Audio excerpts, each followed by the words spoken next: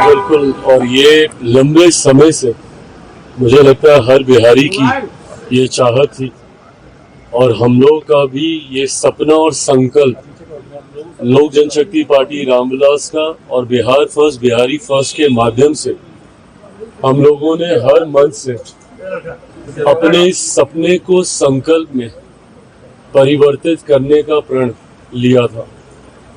माता सीता का एक भव्य मंदिर बने, ये इच्छा मैंने हमेशा जाहिर की। ये मेरी आस्था से जुड़ा हुआ विषय तो जरूर है ही, साथ ही में इससे बिहार का आर्थिक विकास भी।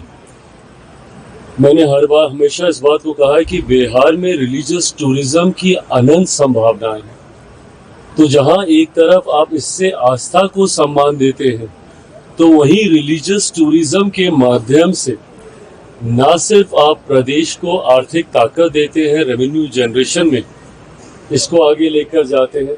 उत्तर प्रदेश इसका उदाहरण है। अयोध्या में जिस तरीके से भव्य राम मंदिर के निर्माण के बाद किस तरीके से वो पूरा क्षेत्र आत्मनिर्भर हो गया, उसी तरीके से मैं ये मानता हूँ कि बिहार के राजस्व को बढ़ाने की दृष्टि से भी ये एक ऐतिहासिक फैसला होगा।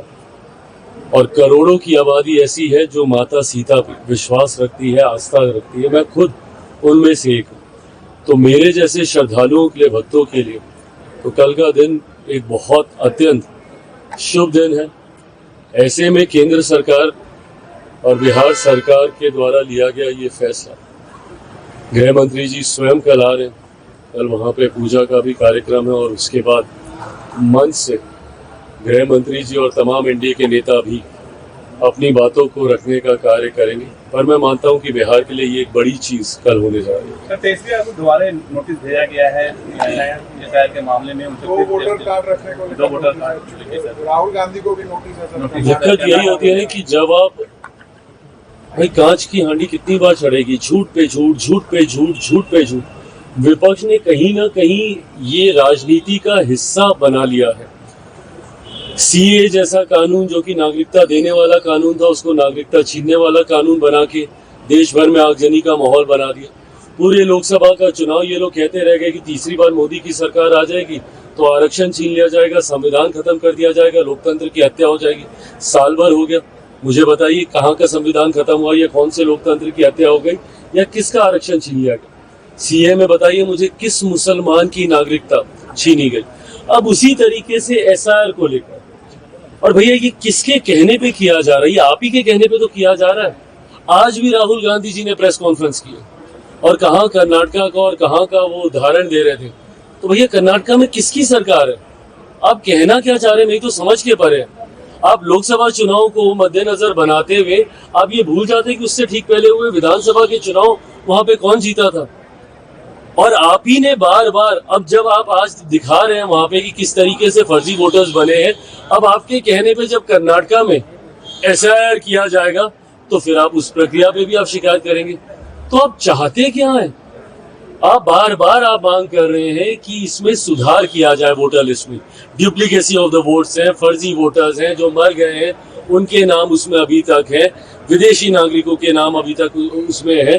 तो पहले तो शिकायत आप करते हैं और उसके बाद जब उसका समाधान किया जाता है तो उस प्रक्रिया पे भी सवाल आप उठाते हैं। तो कैसे इसको ठीक किया जाएगा? अगर आप बार बार, अगर अब आप कह रहे हैं कि भैया कर्नाटका में इस तरीके की गड़बड़ी हो रही है, तो अगर उस वोटर लिस्ट को सुधारा जाएगा तो सुधारने की ही तो प्रक्रिया है एसआईआर। और कौन सी प्रक्रिया है ये? पर ऐसे में चिट भी आपकी, पट भी आपकी, शिकायत भी आप करेंगे, शिकायत पे कार्रवाई होगी तो उस पर भी आप करेंगे। और उसी तरीके से अब ये क्या एक बड़ा उदाहरण नहीं है इसी बात का? भाई नेता प्रतिपक्ष के पास अगर 2 वोटर कार्ड हैं तो क्या ये चिंता का विषय नहीं है? अगर आपके पास हो सकते हैं तो सोचिए कितने और लोग होंगे जिनके पास होंगे। तो क्या इसका रिवीजन नहीं होना चाहिए?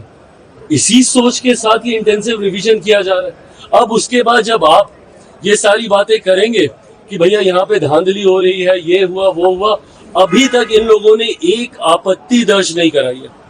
आज के दिन लगभग 9 दिन के करीब हो गया सूची जारी किए हुए, इन 9 दिनों में राजद कांग्रेस जो बात बात पे चीखती चिल्लाती है, अभी तक ये लोग चुनाव आयोग के पास एक आपत्ति लेकर नहीं गए। आप दीजिए ना भैया, आप भी तो पॉलिटिकल पार्टी हैं, आप भी आपत्ति दर्ज कराइए कि भैया मेरे इस व्यक्ति का नाम छूट गया, मेरे इन कार्यकर्ताओं का नाम छूट गया। दीजिए, 5 ही आदमी का दीजिए, 10 ही आदमी का दीजिए तो। साइड के ऊपर पूरे नाम है, जिन लोगों के नाम को डिस्क्वालीफाई किया गया है उनको पर्सनली हैंड डिलीवर, उनके घरों पे उनको नोटिस भेजा गया है। उसके बाद भी अगर आपको किसी तरीके की शिकायत है तो 3-3 बार आप उसमें अपील कर सकते हैं, 3-3 स्तर पे अपील की व्यवस्था है। तो अब इससे ज्यादा ट्रांसपेरेंट कोई और प्रक्रिया क्या होगी। पर अगर उसके बाद भी अगर आपको सिर्फ इल्जाम ही लगाना है, सिर्फ आपको हंगामा ही खड़ा करना है, सिर्फ सदन ना चले ये गतिरोध करना है, और सबसे बड़ी बात आपको बहाना ढूंढना है। अभी 3 महीने के बाद जब नवंबर में बिहार में परिणाम आएंगे, चुनाव ये लोग हारेंगे, तो भाई किसके ऊपर ठीकरा फोड़ेंगे। अब इनको ईवीएम याद नहीं आता, सारी ईवीएम मशीनें ठीक हो गई हैं, अब इनको वोटर लिस्ट दिखती है। चुनाव में एक ही समय पे 2 जगह चुनाव होते हैं, झारखंड का चुनाव ये लोग जीत जाते हैं तो झारखंड ठीक है, बट वहीं ये लोग महाराष्ट्र का चुनाव हार जाते हैं तो अभी तक हम लोग को सुनाया जाता है कि भाई आप लोगों ने वोटर लिस्ट में धांधली की इसलिए आप लोग वो जीते। तो भैया धांधली वहां हो रही थी तो झारखंड में क्यों नहीं हो रही थी। तो आप एक बार आप कुछ कहेंगे, उसके बाद उसी शिकायत के ऊपर जब चुनाव आयोग कार्रवाई करेगा और आप सदन में मांग कर रहे हैं, बताइए कौन बुद्धि देता है इन लोगों को, मेरी समझ के परे है। सदन में एसआईआर को लेकर चर्चा कैसे हो सकती है, मुझे बताइए। सदन में अगर इसको लेकर एक बार के लिए मान भी लीजिए चर्चा हम लोगों ने कर भी ली, तो कौन सा मंत्री जवाब देगा। एक बार नेता प्रतिपक्ष बिहार और केंद्र दोनों में से कोई एक इस बात का जवाब दे दे कि वो लोग जवाब किस मंत्री से चाहते हैं। क्या चुनाव आयोग आएगा सदन के अंदर जवाब देने, क्योंकि किसी विभाग के अंतर्गत तो चुनाव आयोग आता नहीं है, वो तो स्वतंत्र संवैधानिक संस्था है। तो ऐसे में किस मंत्री से ये जवाब चाह रहे हैं। सरकार तो ये प्रक्रिया करा नहीं रही है, चुनाव आयोग ये प्रक्रिया करा रहा है। तो चुनाव आयोग कैसे सदन के अंदर आके आपको जवाब देगा, जिसके लिए आप लोगों ने पिछले 2 हफ्ते से सदन को एक दिन चलने नहीं दिया, सिर्फ आपको हंगामा खड़ा करना है। इस दृष्टि से आप कर रहे हैं तो करते रहिए। यात्रा करने वाले हैं जिसमें तेजस्वी यादव, इंडिया गठबंधन के सभी नेता, राहुल गांधी भी 17 तारीख से बिहार में भ्रमण कर रहे हैं। हाँ करें, अच्छी बात है भैया, करिए, यात्रा करिए, जनता के बीच आपको वैसे भी जाना चाहिए। जाएंगे तो आपको पता चलेगा कि एसआईआर का क्या असर है। भाई हम लोग भी जनता के बीच रहने वाले लोगों में से, निरंतरता में हम लोग सभा कार्यक्रम और यात्रा हम लोग करते हैं। हमको तो आज तक नहीं समझ में आया कि कोई एसआईआर को लेकर मुद्दा बन रहा हो या लोगों को बहुत कठिनाई हो गई हो। और ये लोग जो बोल रहे थे कि भाई हम लोगों के चुन चुन के वोटर्स छांटे जाएंगे, सबसे ज्यादा वोटरों में से कौन सा, ये पटना है जहां पे सबसे ज्यादा संख्या में से वोटर कटे। ये लोग क्या बोल रहे थे, सीमांचल के इलाके में ये किशनगंज वहां पे छोड़ दीजिए, तो यहाँ पटना में वोटर के नाम कटे हैं। तो आप अब यात्रा के माध्यम से भी जनता को भ्रमित करने का काम कीजिएगा। तो आप कर क्या रहे हैं आज तक, लोगों को सिर्फ भ्रमित कर डरा कर वोट लेने का काम आज की तारीख में विपक्ष की रणनीति का हिस्सा बन गया। प्रशांत किशोर ने सीएम के लिए आपका नाम बताया है, 3 चेहरे बताए गए। अरे प्रभु, चलिए। देश के गृह मंत्री आ रहे हैं सर, देश के गृह मंत्री आ रहे हैं। बिहार के लिए खुशी की खबर है कि पुनौरा धाम में माता सीता का मंदिर बनने जा रहा है, जिसका शिलान्यास गृह मंत्री जी करेंगे। माननीय मुख्यमंत्री नीतीश कुमार जी भी रहेंगे। मैं भी उसमें शामिल होने के लिए आया हूं, क्योंकि मिथिला के लिए और पूरे बिहार के लिए ये गर्व की बात है कि माता सीता का मंदिर, भव्य मंदिर बिहार में बन रहा है, और इसके लिए पूरे बिहार में खुशी की लहर है। तो विपक्ष कह रहा है कि लोग इलेक्शन ही के समय राम और सीता का भी आता है, तो वो लोग इसी तरह की भाषा बोलते हैं। माता सीता का मंदिर बन रहा है, उस पर भी विपक्ष खुश नहीं है, उस पर भी विपक्ष के पेट में दर्द हो रहा है। ये बिहार देख रहा है। सर राहुल गांधी को नोटिस दिया गया है कर्नाटक चुनाव की तरफ से, जो उन्होंने वोट चोरी का आरोप लगाया है। तेजस्वी को भी नोटिस है, 2 वोट का। देखिए, राहुल गांधी और तेजस्वी यादव दोनों मिलकर चुनाव आयोग को बदनाम कर रहे हैं।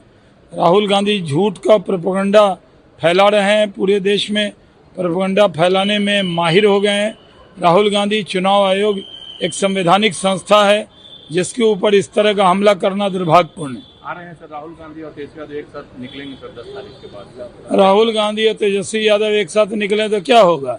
राहुल गांधी दिल्ली में बहुत एक साथ घूमे थे। दिल्ली में राहुल गांधी को सीट कितनी मिली थी, 0। तो राहुल गांधी दिल्ली में हो गए 0, बिहार में भी हो जाएंगे जीरो।